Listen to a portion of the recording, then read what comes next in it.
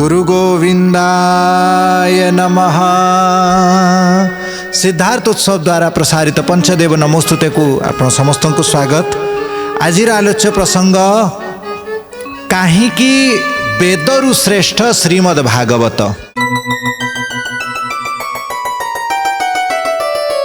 ये जो नारद एवं सनकादि ऋषिंकर भेट केबे हिची आपण जानिचंती?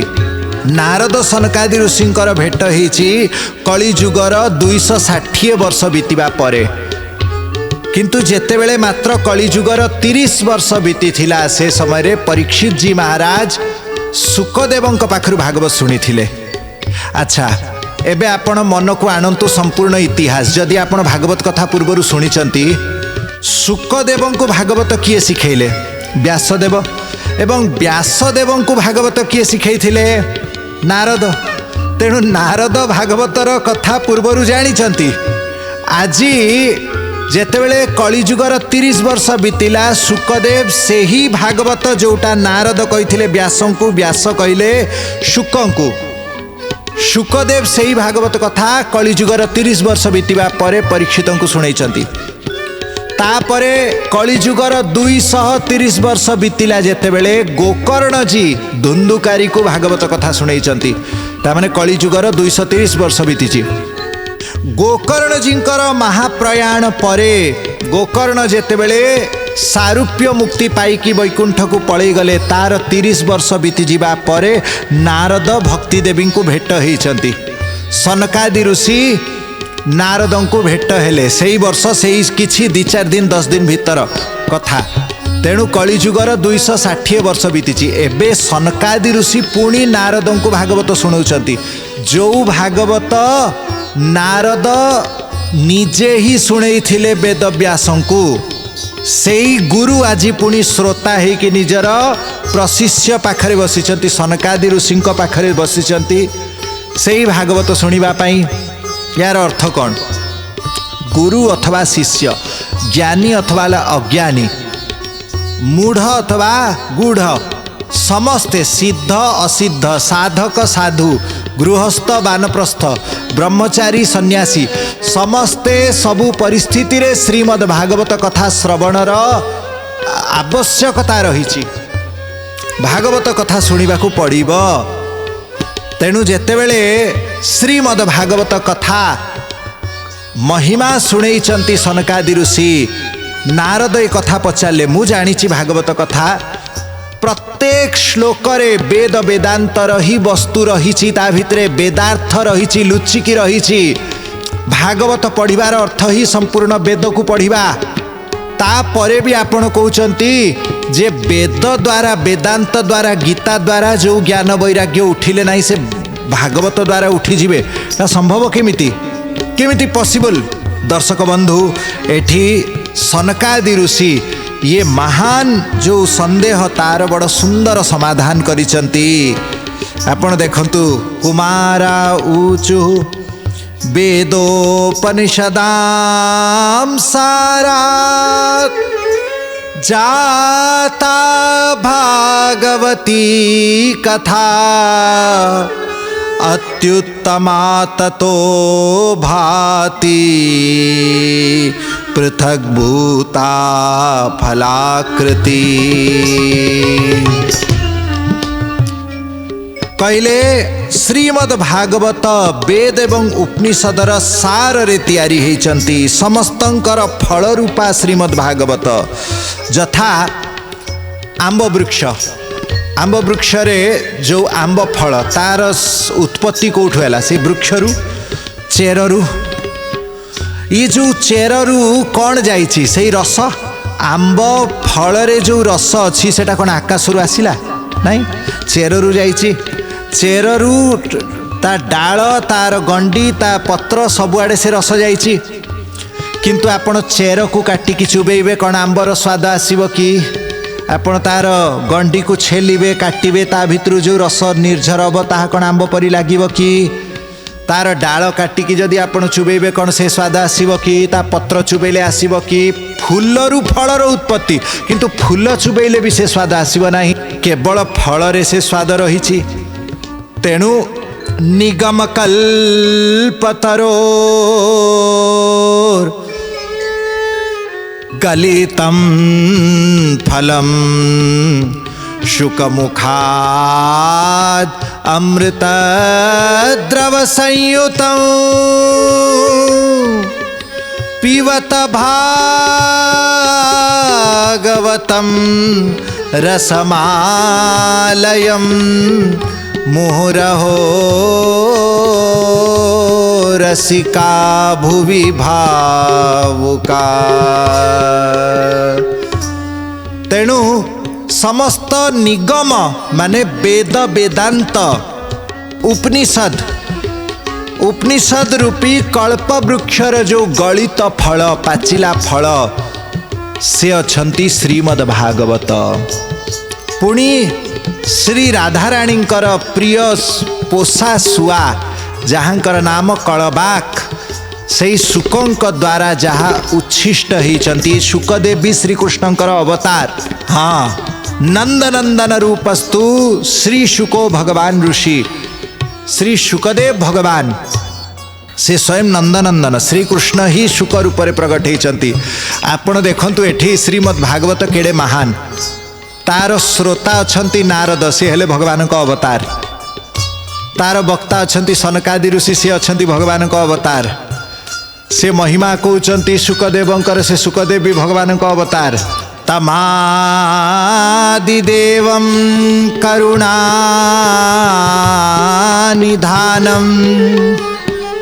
तमालवर्णं सुहितावतारम् अपार संसार समुद्र से तुम भजामहे भागवतं स्वरूपम। सही सुहितावतार करुणा सिंधु संसारर समुद्रर पार करिवार नौका समान तमाल वर्ण श्याम सुंदर जी अछंती से स्वयं श्रीमद् भागवत स्वरूप। तेणु एथिरे साधन साध्य सबुकिछि भगवान। साधक भी भगवान, साध्य भी भगवान, साधना भी भगवान, आउ जो सिद्धि है ताहा भी भगवान। आम मूलाग्र रसस्तिष्ठन्नास्तेन स्वाद्यते यथा स भूय संपृथक भूत फले विश्व मनोहर। जेमिति आंब गछर प्रत्येक अंशरे रस रही किंतु आंब ही मधुर लागे, ठीक सेमिति वेदर सार वेदांतर सार श्रीमद् भागवत किंतु श्रीमद् भागवतर ही अलगा विलक्षण तार फल रही, विलक्षण तार रस रही, विलक्षण तार महिमा रही। यहाँ पर आउ गोटे सुंदर उदाहरण देइचंती। जदि आपण को किए गोटे प्रश्न पचारे दुग्ध श्रेष्ठ ना घृत, घी भल घी श्रेष्ठ ना क्षीर श्रेष्ठ? घी कहीं श्रेष्ठ? क्षीर 40 टंका लिटर 50 टंका लिटर बिक्री हुए किंतु घी 1200 टंका लिटर बिक्री हुए। कौन पाई? कारण कौन ना घी श्रेष्ठ। कौन पाई? क्षीर रूपरा घीर उत्पत्ति। क्षीर नथिले घी केही केबे उत्पन्न करि पारिबे नहीं। क्षीर रु ही घृतर उत्पत्ति, किंतु तथापि घृत को श्रेष्ठ बोला जाइछि कारण जो काम घी करि पारिबो क्षीर करि पारिबो नहीं। जथा सर्वप्रथम आपण देखंतु क्षीर केते दिन रहिबो? दिने 2 दिन रहिबो, किंतु घी शह शह वर्ष आज मध्य 1000 वर्ष पुराना घी रही गुजरात रे गोटे शिव मंदिर रे 1000 वर्ष पुराना घी अद्यावधि खराब ही नहीं। तेणु घी बहुत दिन रही पारिबो। द्वितीय आपण जदि दीप प्रज्वलित करने को चाहिए कौन दरकार? क्षीर थिबो, क्षीर रे ही पारिबो। दीप प्रज्वलित हब नहीं, लिभिजिब। घी दरकार। आपण जदि होम करने को चाहिए क्षीर रे ही पारिबो नहीं, घी दरकार। जदि आपण पूरी छाँकिबा को चाहिए क्षीर रे हब नहीं, घी रे हब। जदि आपण कौन से गोटे मिष्टान्न प्रस्तुत करने को चाहते घी रे आपण करि पारिबे। लुणिया मिठा सबू घी रे ही पारिबो, क्षीर रे सबू ही पारिबो नहीं। क्षीर रे अति बेसी रे आपण गोटे मिठा प्रस्तुत करि पारिबे, राबिड़ी करि पारिबे, खुआ करि पारिबे, आउ किछि करि पारिबे नहीं। तेणु घी श्रेष्ठ से क्षीरर अंशरू आसी क्षीर भितर भी घी ही अच्छी किंतु क्षीरर सार घी थिबारु घी श्रेष्ठ सेमिति वेद वेदांत एवं पुराण मानक भितरे श्रीमद् भागवत रही तथापि तांकर सार थिबारु श्रीमद् भागवत को श्रेष्ठ बोला जाइछि। यथा दुग्धे स्थितं सर्पिन् स्वादायोपकल्पते पृथक भूतं हि तद्गव्यं देवानां रसवर्धनम। देवता मानकर रसवर्धक हो जाए से ही घी जेतेबेले क्षीररू अलगा हो जाए ठीक सेमिति वेदरू जेतेबेले श्रीमद् भागवत स्वतंत्र रचना स्वतंत्र सुखमुखरू प्रगट हेले तार महिमा बढ़ीगला। सनकादि ऋषि यही रहस्य को बुझौचंती पुणी उदाहरण देइचंती आखु रस एवं गुड़र। गुड़ श्रेष्ठ बहुत दिन रही पारिबो आखु रस गोटे दिन रे ही किछि घंटारे नष्ट हो जिवो ठीक सेमिति श्रीमद् भागवत तेणु बोला जाइछि सकल शास्त्रर सार श्रीमद् भागवत।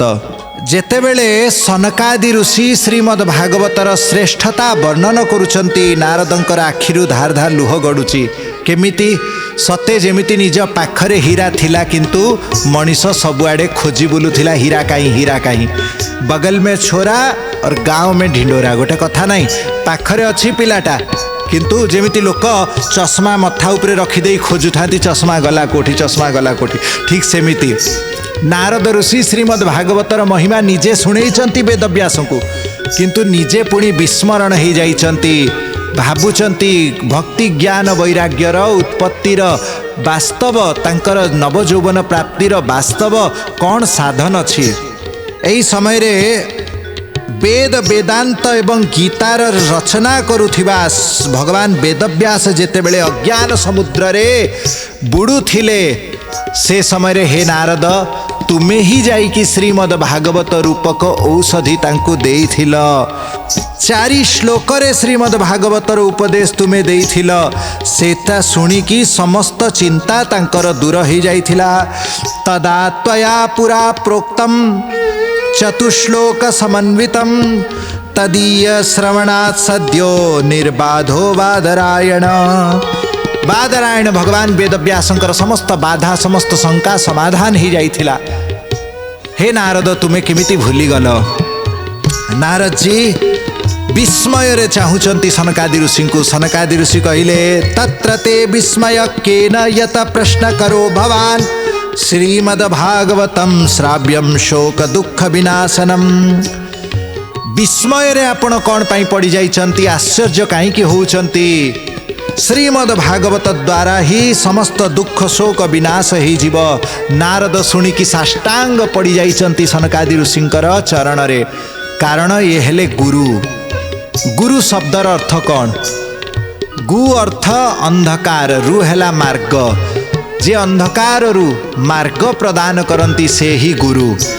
जे अज्ञान तिमिरांधस्य ज्ञानांजन शलाकया अज्ञान रूपी अंधकार रे जेतेबेले नेत्र बंद हो जाइछि से समय ज्ञान रूपी अंजन को निज हाथर शलाखारे आखि फिटेई दियंती खोली दियंती आखि। चक्षुर्मिलितं येन चक्षु को उन्मीलन कर दियंती खोली दियंती से ही तस्मै श्री गुरवे नमः। से गुरु को प्रणाम करा जाए। तेणु नारद ऋषि एवं शरण ग्रहण करिचंती। निशेष शेष मुख गीत कथैक पाना प्रेम प्रकाश कृतये शरणंगतोस्मि। भाग्योदयेन बहुजन्म समर्जितेन सत्संगमं च लभते पुरुषो यदा वै। अज्ञान हेतु कृत मोह मदांधकार नाशं विधाय हि तदोदयते विवेक। केते जन्मर भाग्य उदय हेबारु आपणक परि संतंकर दर्शन प्राप्ति हेछि। हे गुरुदेव प्रेम लक्षणा भक्तिर प्रकाश प्राप्ति करिबा पई मु आपणकर शरण ग्रहण करुछि। नारद ऋषि को उठेइचंती सनकादि ऋषि छाती रे लगे नैचंती। ନିଜେ ମଧ୍ୟ ପ୍ରେମାଶ୍ରୁରେ ଭିଜି ଯାଉଛନ୍ତି, ନାରଦଙ୍କୁ ମଧ୍ୟ ପ୍ରେମାଶ୍ରୁରେ ଭେଦେଇ ଦେଉଛନ୍ତି। ସନକାଦି ଋଷି ଏବଂ ନାରଦଙ୍କର ଅପୂର୍ବ ମିଳନ ହେଇଛି। ଏହି ସମୟରେ ଭକ୍ତିଙ୍କର କଷ୍ଟ ନିବୃତ୍ତି ପାଇଁ ପୁଣି ଆଉ କ'ଣ ବାକି ରହିଲା? ନାରଦ ଋଷି ଯେତେବେଳେ ସନକାଦି ଋଷିଙ୍କର ଶରଣ ପଶିଛନ୍ତି, ସନକାଦି ଋଷି ତାଙ୍କୁ ଶ୍ରୀମଦ ଭାଗବତ ଆୟୋଜନର ନିର୍ଦ୍ଦେଶ ଦେଇଛନ୍ତି। ସନକାଦି ଋଷି ହିଁ ଉପଦେଷ୍ଟା। ଆମେ ସମସ୍ତେ ଯେଉଁ ଶ୍ରୀମଦ ଭାଗବତ କଥା ଆୟୋଜନ ଶୁଣୁଛୁ ତାର ମୁଖ୍ୟ ଉପଦେଷ୍ଟା ସନକାଦି ଋଷି। ସନକାଦି ଋଷି ହିଁ ନାରଦଙ୍କୁ ଶିଖେଇଥିଲେ। ତେଣୁ ଆସନ୍ତୁ ଦେଖିବା କ'ଣ କହିଛନ୍ତି। ସନକାଦି ଋଷି କହିଲେ, ହେ ନାରଦଜୀ, ଏବେ ତୁମେ ଚାଲ। କେଉଁଠି ନା ହରିଦ୍ୱାରରେ ଗୋଟିଏ ଆନନ୍ଦ ନାମକ ଘାଟ ଅଛି, ଆନନ୍ଦ ଘାଟ। ସେଇଠି ବଡ଼ ସୁନ୍ଦର ପରିବେଶ ଅଛି। ଅନେକ ସିଦ୍ଧ ଋଷିମୁନି ମାନେ ସେଠି ରହୁଛନ୍ତି। ସୁନ୍ଦର ଲତା ବୃକ୍ଷ ପରିବେଷ୍ଟିତ ସେ ଅଞ୍ଚଳ। ଆପଣ ଦେଖନ୍ତୁ, ଆମ ସନାତନ ସଂସ୍କୃତିର ପ୍ରତ୍ୟେକ ଯେଉଁଠି ଆପଣ ସହରର ବର୍ଣ୍ଣନା ଶୁଣିବେ, କୌଣସି ସୁନ୍ଦର ତୀର୍ଥର ବର୍ଣ୍ଣନା ଶୁଣିବେ, ସବୁଥିରେ ଗଛ ରହିଛନ୍ତି। ଗଛ ଲତା ଏବଂ ପ୍ରକୃତିର ଅତି ନିକଟ ସୁନ୍ଦର ପରିବେଶକୁ ହିଁ ଆମ ସନାତନ ସଂସ୍କୃତିରେ ଆଦର କରାଯାଇଛି। ବଡ଼ ବଡ଼ ଭବ୍ୟ ଭବନ, କିନ୍ତୁ ତା ପାଖରେ ମଧ୍ୟ ଉପବନ ଥିବ। ଯେତେ ସୁନ୍ଦର ନଗର ହେଇଥିବ ତା ଭିତରେ ବି ବୃକ୍ଷ ଲତା ଶୋଭା ପାଉଥିବେ। ସନାତନ ବୈଦିକ ସଂସ୍କୃତି କେବେ ହେଲେ ପ୍ରକୃତିକୁ ନିରାଦର କରେ ନାହିଁ, ବରଞ୍ଚ ମନୁଷ୍ୟ ଜାତି ଠାରୁ, ମାନବ ସମାଜ ଠାରୁ ପ୍ରକୃତିକୁ ଅଧିକ ଗୁରୁତ୍ୱ ଦେଇଛି। ମନୁଷ୍ୟ ରହିବେ କିନ୍ତୁ ପ୍ରକୃତିକୁ ନିରାଦର କରିକି, ପ୍ରକୃତିକୁ ନଷ୍ଟ କରିକି ରହିବାଟା ଠିକ୍ ନୁହେଁ। ତେଣୁ ଏଠି ମଧ୍ୟ ସନକାଦି ଋଷି ବର୍ଣ୍ଣନା କରୁଛନ୍ତି ଯେ, ଦେଖ ନାରଦଜୀ, ସେଠି ବଡ଼ ସୁନ୍ଦର ପବିତ୍ର ନିର୍ମଳ ଧାରା ଗଙ୍ଗାର ବହି ଯାଉଛନ୍ତି। ବଡ଼ ସୁରମ୍ୟ ପ୍ରଦେଶ ଅଛି ଏବଂ ସେଠି ସିଂହ, ହାତୀ, ହରିଣ ଏ ସମସ୍ତେ ପରସ୍ପର ମୈତ୍ରୀରେ ରହୁଛନ୍ତି, କେହି କାହାକୁ ହିଂସା କରୁନାହାନ୍ତି। ଆପଣ ସେଇଠି ହିଁ ଜ୍ଞାନ ଯଜ୍ଞର ଆୟୋଜନ କରିପାରିବେ। ସେଠି ଅପୂର୍ବ ରସ ଉଦୟ ହେବ। ଦେଖନ୍ତୁ, ସବୁ ଜାଗାରେ ଆପଣ ହରି କଥା ଶୁଣିବେ, ତାର ସମାନ ମହିମା ଆପଣ ପାଇବେ ନାହିଁ। ତୀର୍ଥ ସ୍ଥାନରେ, ପବିତ୍ର ଭୂମିରେ ହରି କଥାର ମହିମା ବହୁ ଗୁଣା ବଢ଼ିଯାଏ। ଗୋଟେ ଗୋଟେ ଜାଗା ଆମେ ପ୍ରବଚନ କହିବା ପାଇଁ ବସୁ, 2-3 ଦିନ ପରେ ଯାଇକି ପ୍ରବଚନରେ ରସ ମିଳେ, ଆନନ୍ଦ ଲାଗେ। ଗୋଟେ ଗୋଟେ ଜାଗା ବସିବା ଦିନ ହିଁ ଆନନ୍ଦ ଲାଗେ। କାହିଁକି? ଯେଉଁ ଜାଗାଟା ପୂର୍ବରୁ ଯେଉଁ ଜାଗାର ଭାଇବ୍ରେସନ୍, ଯାହାର ଭାଇବ୍ସ, ଯାହାର ପରମାଣୁ ପବିତ୍ର, ସେ ଜାଗାରେ ବସିବା ମାତ୍ର କି ଆନନ୍ଦ ଲାଗିବ। ଯେଉଁ ଜାଗାରେ ଅଖଣ୍ଡ କୀର୍ତ୍ତନ ଚାଲିଛି, ଶ୍ରୀକ୍ଷେତ୍ର ଧାମ, ଶ୍ରୀ ବୃନ୍ଦାବନ ଧାମ, ବଦ୍ରିକାଶ୍ରମ, ଗୁରୁଦେବଙ୍କର ସ୍ଥାନ, ଆଶ୍ରମ, ମଠ, ମନ୍ଦିର, ସେଠି ହରି କଥାରେ ଗୋଟେ ନୂତନ ଆନନ୍ଦ ଲାଗେ।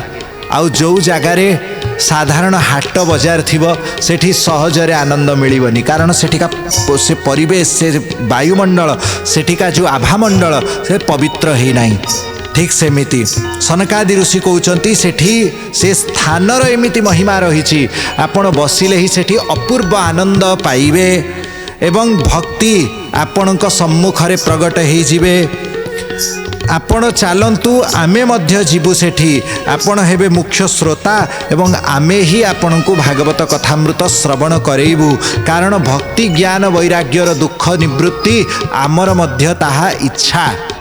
ଏହାପରେ ନାରଦଜୀ ସନକାଦି ଋଷିଙ୍କୁ ସାଙ୍ଗରେ ନେଇଛନ୍ତି ଏବଂ ଗଙ୍ଗା ଘାଟକୁ ଆସିଛନ୍ତି। ଯେତେବେଳେ ସେ ଗଙ୍ଗା ଘାଟରେ ପହଞ୍ଚିଲେ, ସେଠି ଭୂଲୋକ, ଦେବଲୋକ ଏବଂ ବ୍ରହ୍ମଲୋକ ସବୁଆଡ଼େ ଖବର ପ୍ରଚାର ହେଇଯାଇଛି।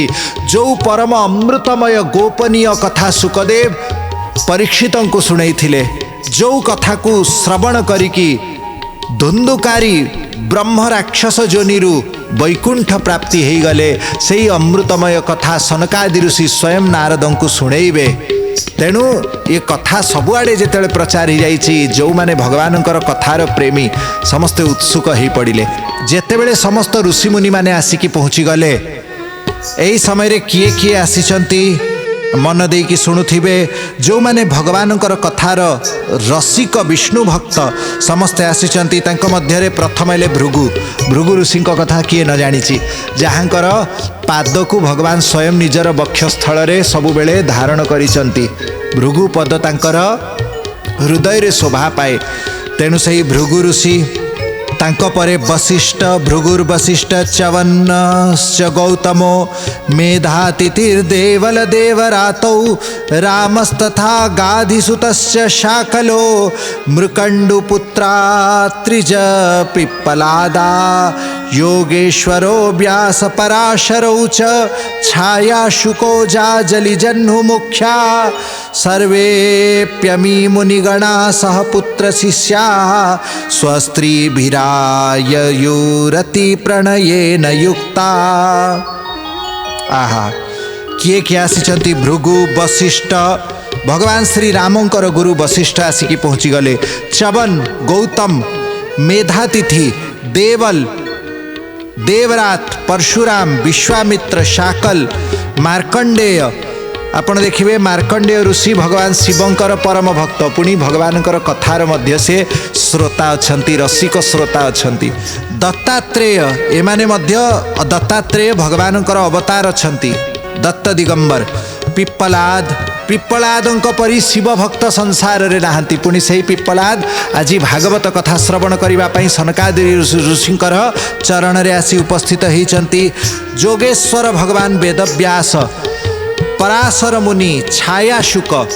एठी गोटे कथा रही शुकदेव किए छायाशुक किए।